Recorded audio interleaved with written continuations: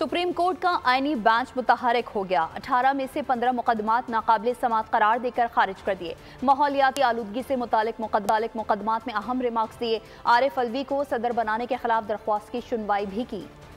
Housing societies खेत खलियां निगल रही हैं, फैक्ट्रीज कारखाने जहर उगल रहे हैं। क्या धुएं को रोकने की कोशिश की जा रही है?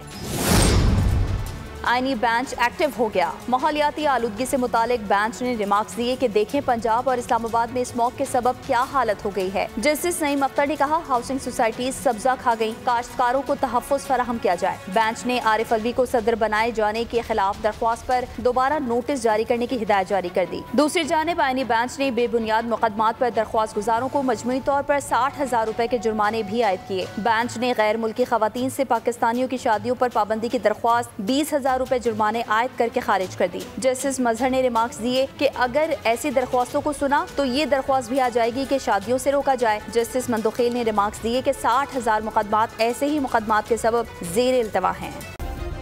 सब्सक्राइब करें और बेल दबाएं ताकि कोई खबर रह न जाए।